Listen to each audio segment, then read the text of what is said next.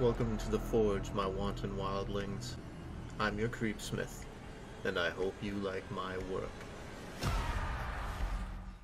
Phobias are often scary in and of themselves.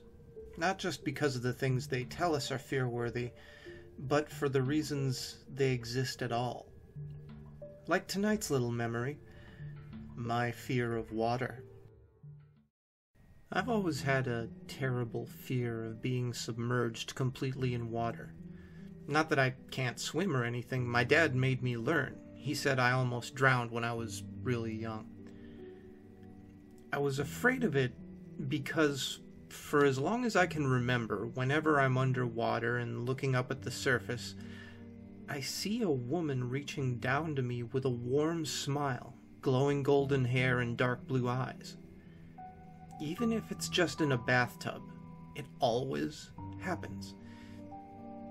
It was just normal for me, but I never got used to it. It was unnerving, but also soothing at the same time. She always made me feel like it was okay. I still avoided it, though, because I was, well, just a kid, and it was really freaky.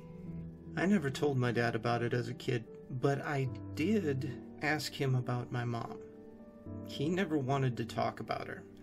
Sometimes he even got mad at me for trying too hard to bring it up. It was only recently that I described this apparition to him.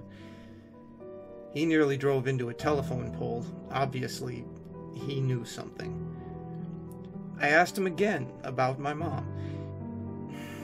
He still wouldn't say much except that she died when I was very young, and that she loved me very much. He also admitted that her hair and her eye color were just like the ones in my visions, just like mine. So I did some research on my own, looking up her name for myself on my birth certificate and trying to find any references I could. Any news clips about a boy nearly drowning. Anything. I mostly wanted a picture, something I could match to my guardian angel. Then, today, buried in our town library, I found it. Winchester. Mary Withy, 28, drowned. Drowned to death yesterday evening after climbing a razor wire fence and fleeing to a nearby reservoir. A funeral is scheduled by her family for the 25th of this month. Mary was institutionalized just 6 months ago after being found not guilty of attempted murder on grounds of insanity. Her husband, Daniel Withy, had acted quickly enough to rescue their infant child when she was found, trying to drown him in a bathtub. Well, kinda reminds me of my own family.